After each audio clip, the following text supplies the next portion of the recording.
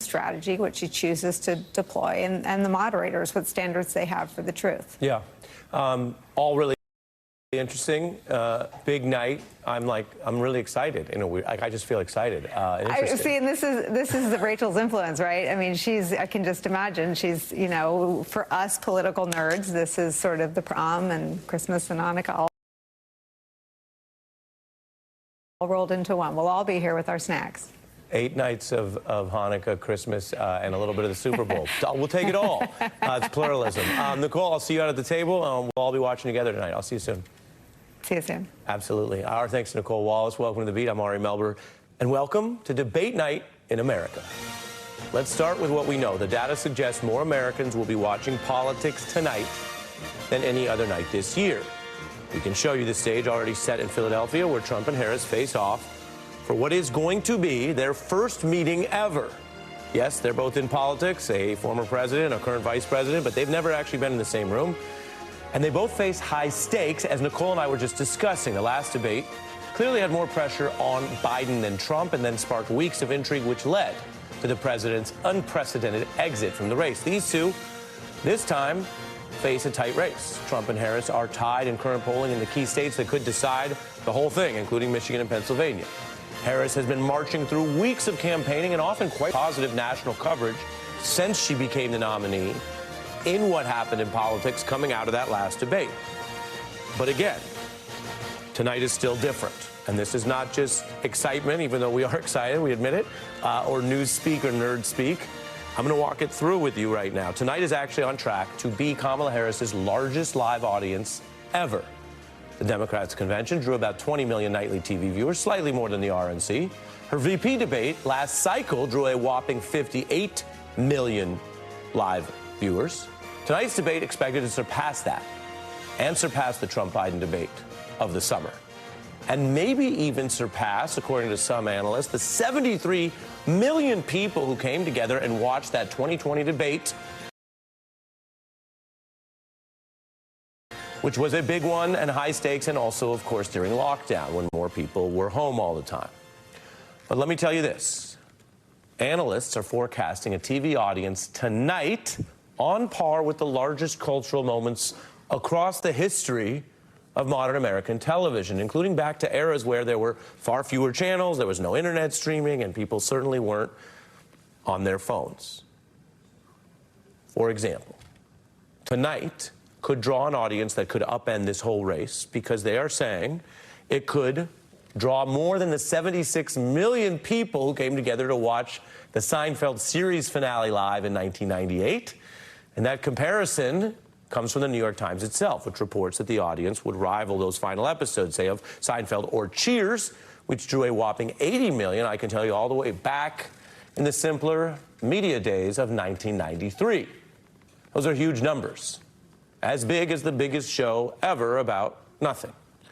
And tonight's debate is definitely about something. We are living through the time of the big lie and the failed coup, of political violence and crackdowns on human rights, of rising prices and choppy markets, of wars in Europe and the Middle East, all of the important things going on that also clearly have affected the electorate, a country that has been in a sour mood, which has faced the Biden administration even as its leaders, and now its Democratic nominee, Kamala Harris, try to explain why so much of what's happening now was cleaning up for what they say came before in the Trump era. The electorate is aware of all of this, plus living through one of the most unusual election years in memory. As a Democratic strategist put it, it's like running a 5K after riding a tilt-a-whirl. That's how he's describing tonight's showdown. Hours from now, Vice President Kamala Harris and former President Donald Trump will battle it out on the debate stage. Microphones will be muted. I was even told by one ally that they had encouraged him to use facial expressions to respond, not to actually say anything out loud. She's been having mock debates with an aide who's dressed like Donald Trump. Regardless of which version of Donald Trump actually shows up on the debate stage, it is an opportunity for the vice president, right, to communicate her vision.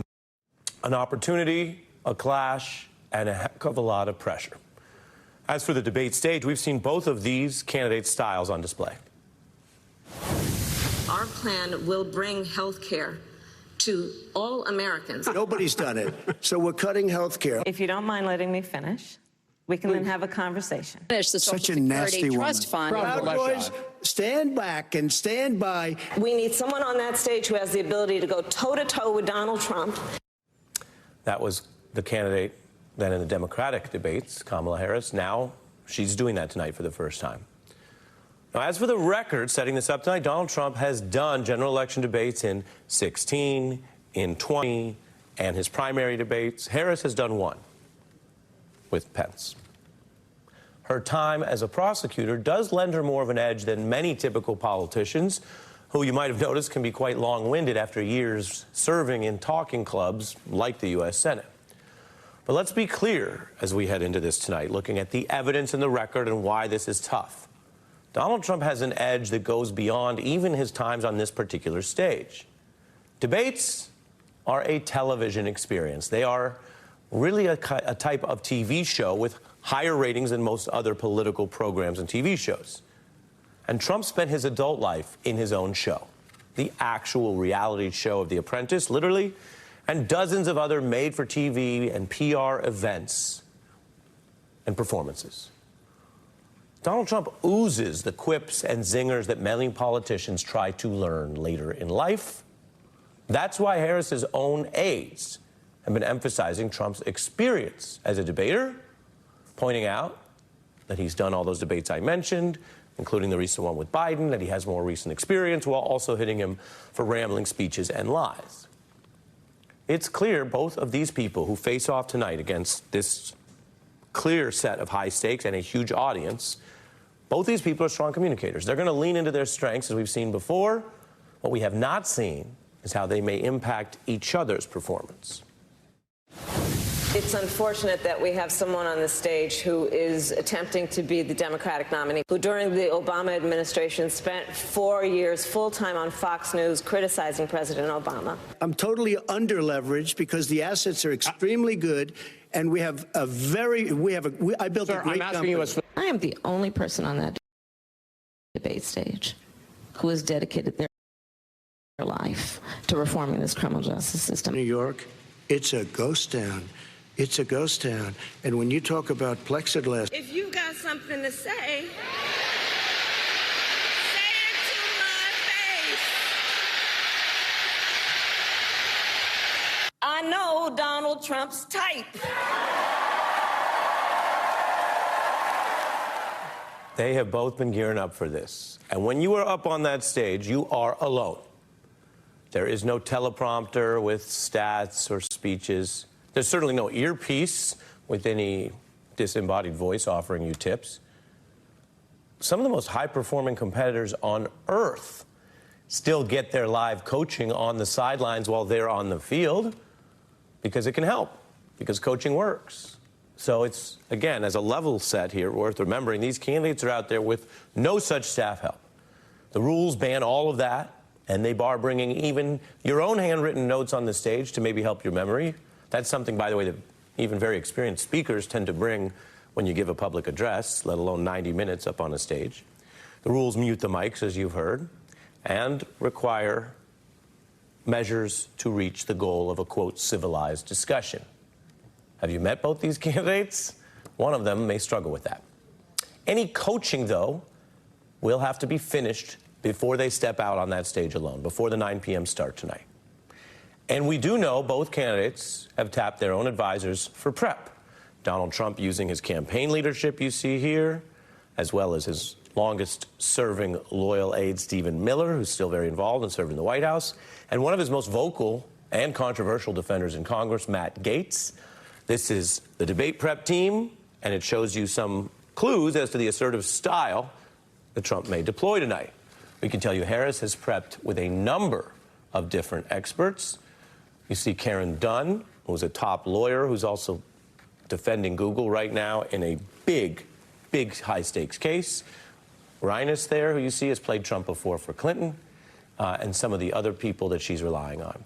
These people matter because before the candidates do step out on that stage now, just under 3 hours away, they will be alone in combat, alone in the physical sense of the word, yet watched by 50, 60, 70 million people or more. plus the tens of millions more that we'll watch later in the clips that may or may not shape perceptions of these two candidates. So they'll do their final prep with these trusted teams, deciding on the strategy for this most watched, possibly most consequential battle of this general election season. It's a big night for the country, definitely a big night here at MSNBC. We got a lot planned for you. What do we think those people in these final hours are talking about at this moment as everyone gears up for this? Well, our leadoff guests have actually been in those rooms prepping presidents and candidates at the highest levels. Psaki and Barnett, when we're back in 90 seconds. Every time you feed your pet Hills, you help feed a shelter pet, which helps make them healthy, happy, and more adoptable, changing their life forever so they can change yours. Science did that. More than ever, you need clarity. More than ever, trust is everything. More than ever, democracy needs an ally. Facts must win the day. And questions need to be answered. Because more than ever, the work we do will reverberate for generations.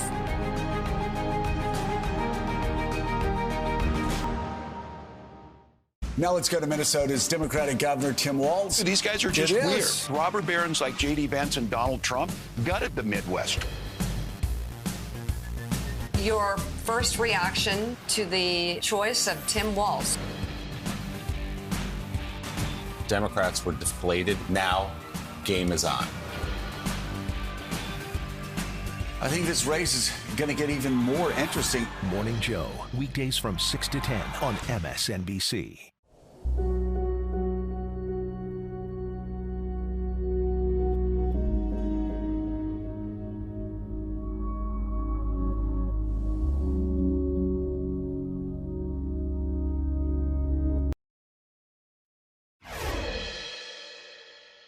Donald Trump got punked. He has conducted foreign policy since day one, born out of a very fragile ego that fails to understand that one of the most important responsibilities of the commander-in-chief is to concern herself with the security of our nation and homeland. Harris there on the debate stage, and now we turn to our leadoff guests in our special coverage, some of the most sought-after debate and campaign experts in the nation. Renowned Washington attorney Bob Barnett, a top debate coach for Obama, and 10 total presidential campaigns, tapping his experience as a Williams and Connolly partner and often playing the key role of the opposing candidate, I should say. He did that as Bush, Cheney, and Sanders to prod and clash with what were his Democratic candidate clients. He did over 20 practice debates with Bill Clinton. His client roster includes Michelle Obama, Bob Woodward, Liz Cheney, the late John Lewis. Full disclosure, he previously acted as my literary attorney. And Washington Magazine, Washingtonian, ranked him #1 on its list of Washington's best lawyers. Not too bad, Bob. Welcome. Thank you, Ari. Good to be with you. Good again. to have you and your experience. And Jen Psaki is a campaign veteran who's advised on national strategy at the highest levels. Obama-Biden campaigns, of course, served as President Biden's White House secretary, just how many Americans know her.